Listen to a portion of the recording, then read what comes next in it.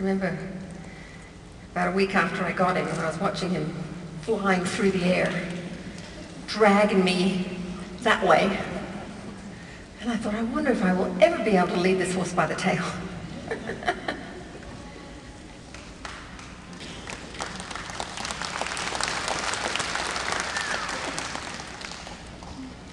Now, once I got his attention, I got to do something with this, because it doesn't last long before it becomes his idea again. So can you see how different the trot is now? He's flowing along, but he's kind of alert, attentive. He's not rushing. He's ready to slow down. So if he's starting to show that, then let me see what I can do. Obviously, being an extrovert, an upward transition is going to be easier than a downward transition.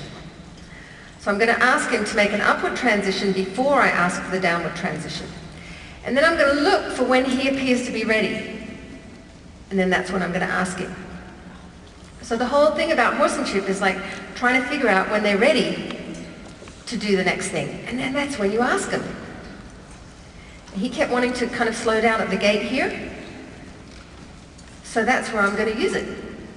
So if I can set it up to be the easy way first, then pretty soon I can ask him all kinds of ways.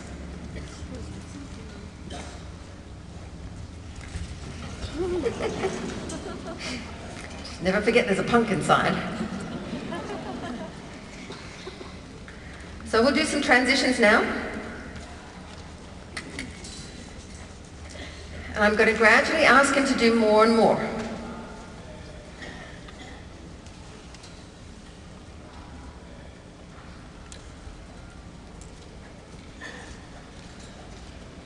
Because now I've got to try and be quicker than his mind.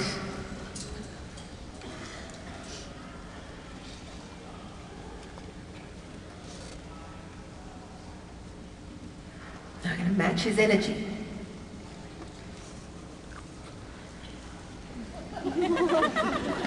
Licking his lips. Yeah.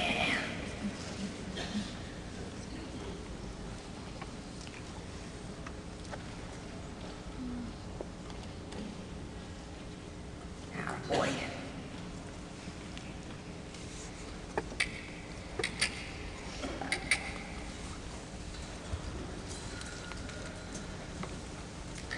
Now, I'm going to ask him to come into me and then see if he can place some stick to me. I want to see how easy it is. That was kind of a challenging spot because it was right over by the gate. And now I'm going to play this game of stick to me. And it's his job to stay with me. Not my job to stay with him or make sure he stays with me. So I'm going to go, and if he didn't come with me, then I would just touch him with my tail.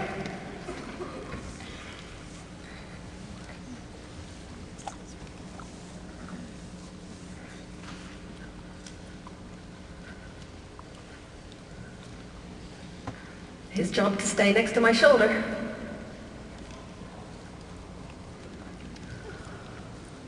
Where are you?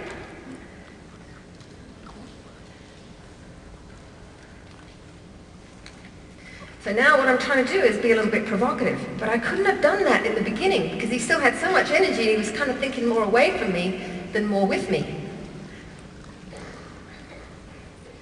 And this is the part where I had so much trouble, you know, because he's so much horse for me. He's way too much horse for me and where my level was at. But I would have to get really calm when I was trying to teach him. And then I'd have to get firm when he was being really naughty. And then he'd get scared, so I had to be really calm again with him. And I couldn't switch fast enough. And then even when I started doing things like teaching him stick to me, I did it too soon. It was like teaching an alligator to stick to you. He'd want to keep nipping at me. But he only wanted to nip at me because he didn't respect me as his leader. And that's where sometimes respect is not, it's not about smacking him or making him do something. Very good. It's about how can you really validate the horse with where he's at. In this case, he's exuberant, he needs to move, and not judge him for it, and not be impatient about it, and not have other ideas. Stay 100% present until he's like, yeah, I'm here, you know. I really want to be with you. How do you get that connection? And Horsenality will help you do it.